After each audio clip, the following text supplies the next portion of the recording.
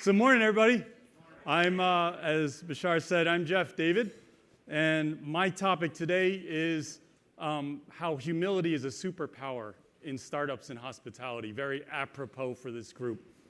And I just wanted to talk about, and basically the tagline is, the more I know about this business, the more I realize I don't know shit about this business. And using that humility is the only way I learned in hospitality. So I'll take you back in my career, but it's not about me, but there's a crescendo, trust me, there's a point to it. So basically it all started with Pretty Woman, when we glorified prostitution with Julia Roberts. I was an art student at UCLA, and in 1993, I'm dating myself, I answered an ad because there was no LinkedIn or H Careers for a dishwasher at the Regent Beverly Wilshire, the Reg Bev Wilsh. So Millennials, Pretty Woman's, this movie with Richard Gere and everything like that. But that started my career, and that was a Four Seasons hotel. And I learned from Four Seasons from 1993. I left and 10 years later, I was a GM. So I'll talk about my career arc, and then I'll talk about what I'm doing now. So Jack Ma was in this leadership conference, this global leadership conference, with like Bill Clinton, Jack Ma, and then Elizabeth Holmes, that creepy, deep-voiced lady from Theranos, So she was creepy. But my biggest take-home from watching this YouTube was Jack Ma says, in today's society with technology and advancement, the normal professional has 4 stages. 20s you learn, 30s you earn, 40s you master your craft, 50s you must reinvent yourself. Because things are just changing so much. So I'm a few months away from my 50th birthday.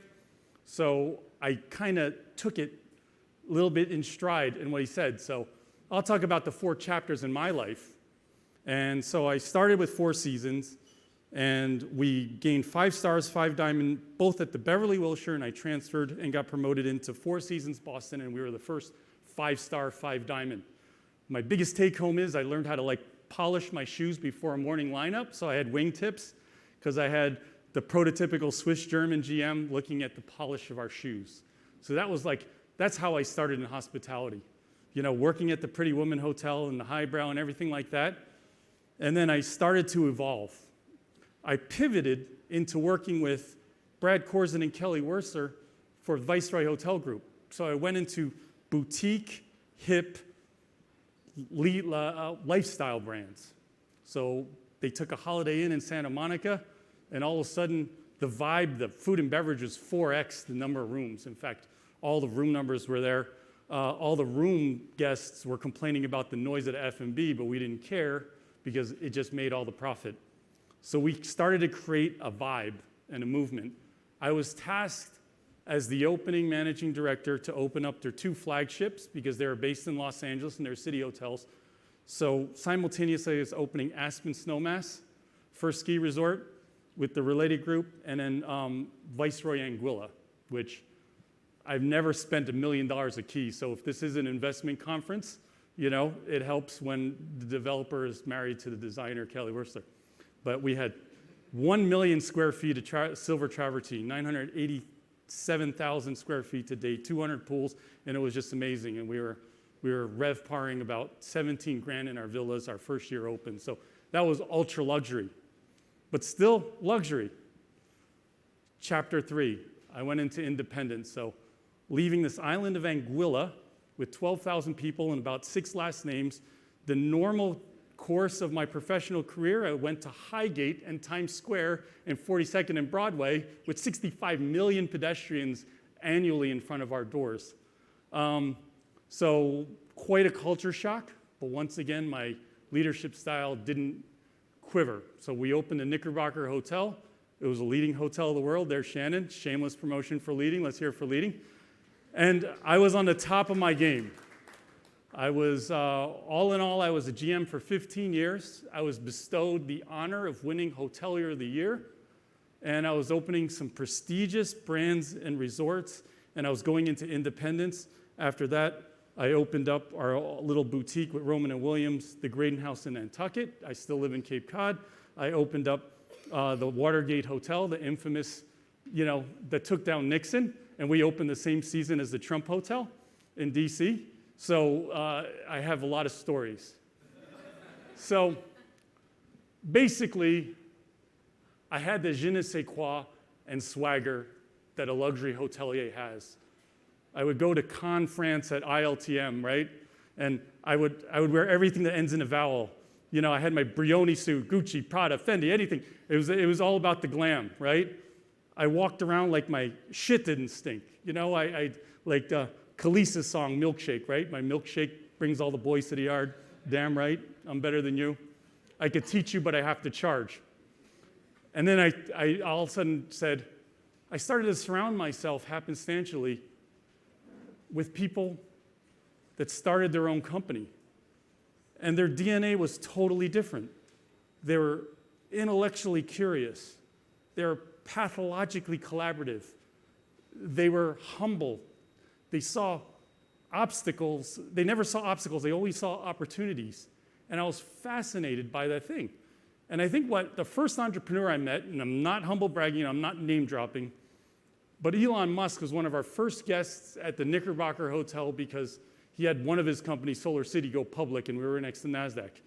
And I remember walking him from his first Model X with the wing doors, which I've never seen before, and I walked him all the way to his suite, and in that 8-minute conversation, he was peppering me.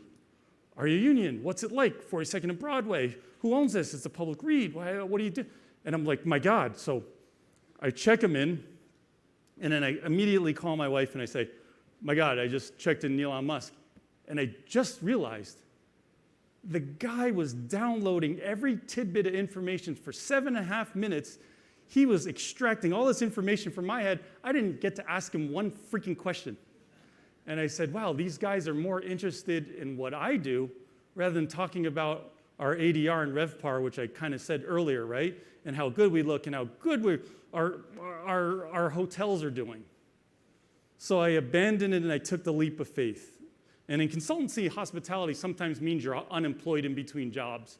But I kind of like YouTubed and read, got to save some money, and I started getting my own clients. So I started in 2017 my own hospitality consultancy, and then I started getting into different verticals. First project was a crowdsourced hostel in Austin. Then I did a sustainable houseboat in Miami. If you might have saw it on Star Island, it's called Arc Up. It's in a lot of rap videos, but we didn't make any money. And if you're watching, we still have potential. I did private aviation, so I worked with private airports from Cayman Islands to Alaska. And so I was basically learning everything I knew with my institutional knowledge. And I do the same rigmarole: discover, assess, recommend, implement, execute, cash flow, thank you very much, scope of work's over. And then, like I said, I went to the top of the mountain as a hotelier. I hated the view, and I wanted to do that, put my own equity in this stuff. And the passion of entrepreneurs were one of my closest mentors, Scott Case, if you're watching, to watch him, and he was one of the founders of Priceline. I was watching him raise about $200 million, and then due to the pandemic, he had to just get gobbled up with M&A, just salvaging his staff and salvaging his technology. And that's how you live and die as an entrepreneur, right? So getting to the fourth chapter, this freaking thing called a founder that I'm trying to figure out, but there's a couple of you guys in here. My last tour of duty was to help Brad and Kelly launch the proper brand, and that was Santa Monica. That's not my last tour of duty. And then for the last 28 months, I was the president of Fitler Club, which was this innovation in Philadelphia that took the business model of WeWork, the business model of Soho House, and the business model of Equinox, put into 130,000 square complex, and that ecosystem works with each other. And some of you have been there. Right, Mara, you've been there. Pretty impressive stuff. But we had all this thing called like a pandemic. And I don't know if you heard of it. And to kick your man while he's down, we also had Hurricane Ida wipe out 40% of our club as I was waist high in water, got a tetanus shot, got pneumonia, everything like that. So you're just all in. So basically, we went into that, and now I'm doing Align Hospitality, which is basically the convergence of monetizing everything. So we're going to have residential with short-term housing, private membership, food and beverage, co-working, high degree of programming, because I just think that's the way of the world. I think today's persona needs flexible terms, high degree of community, original experiences, and frictionless technology. You got to always put the frictionless technology. So here is where the moral of the story is. The biggest difference I had from being a luxury hotelier or hotelier, that's kind of bougie, is basically, did you ever hear the story of the pig and the chicken making breakfast? And if you're vegetarian, just work with me, it's metaphorical. A pig and a chicken are making breakfast. Who would you eat breakfast from? The pig or the chicken? Does anybody want to like humor me by raising their hand? All right.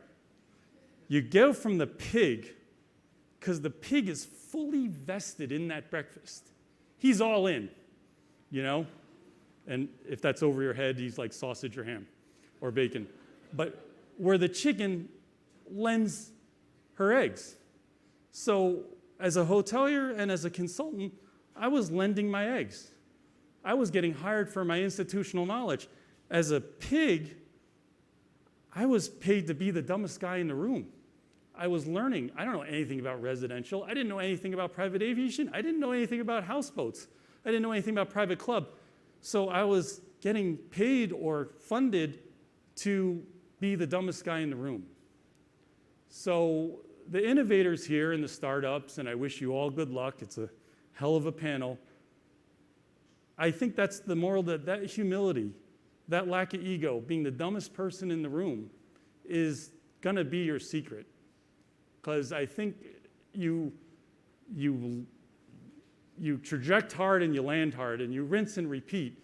So I left the gerbil wheel to do the roller coaster, and I think that's it. So I was actually part of the hotel association. I didn't know if KJ's here from Highgate, that in 2012 we were lobbying the city of New York to call Airbnb illegal housing. I don't know if we're still doing illegal hotels. So we were haters. And I just realized, you know, Drake said, if they ain't hating, you ain't popping. And basically, I know I'm digressing to Drake, but like it's so true. I was a hater. I had that hotelierism, and I just was more curious of what a startup is. So instead of a corporate card and an expense report, you know, now I'm watching, how much does that hotel cost? And I'm like back there, you know, I go from the bonuses and the salary to doing the bootstrapping and the startup. And I'll leave it at this. You gotta be the pig. If you're gonna do a startup, you gotta be a pig. You're all in. You're fueled by passion. You're fueled by opportunity. You're not fueled getting rich quick. You're fueled by, you see a problem and you have living in crisis and chaos. And that's what it is. Entrepreneurship's living in crisis and chaos. Last anecdotal joke, and I'm going to end it. I have so much time too. Is basically, I was fueled like I came from immigrant parents, and immigrants have this grit, tenacity, and perseverance to weather everything. And I don't know, and hopefully nothing will happen to this room, but you know, when I was at the Beverly Wilshire, we had the Northridge quake, 6.7, right? Biggest quake. Our hotel was red tagged. Then I got married in Nevis in 2001. We had to end the wedding early because the nearby mountain of Montserrat blew up and it was snowing ash. I know, this is like the end of the world. And then when I moved to the Caribbean, I rode out 2 Category 4s and 1 Category 5, 125-mile-an-hour winds. Wow, it gets better. And then, you know, Hurricane Ida, in 2018, we opened proper in Santa Monica. We had a 200,000-gallon pool leak not once, but twice into 6 floors. And as soon as we repaired it with all the hazmat and all the, you know, moisture mitigation, blah, blah, blah, the Malibu fires were happening. So all these displaced refugees Not refugees like from Europe, but refugees from Brentwood and Malibu coming in their Range Rovers as their neighborhoods were getting closed off. And we were sold out our first week, which is not good when you're trying to softly open a hotel. So like I said, I hope lightning doesn't strike this building. It's not you, it's me, I swear to God. I don't know what I did in my life. So I'll leave you at this, and now I'll be a little bit more poetic. George Bernard Shaw. This is on the banner of my LinkedIn. It was my favorite quote. He's an Irish poet. He said, "The reasonable man conforms to society where the unreasonable man insists that society conforms to him. Therefore, all human progress must depend on the unreasonable man." So don't be a hater, be a pig. It all started with Pretty Woman, and that's my story. And I hope to see you after the show and have a drink. And if you want to LinkedIn, it's Jeff David, and that's my shameless promotion. Yeah. All right.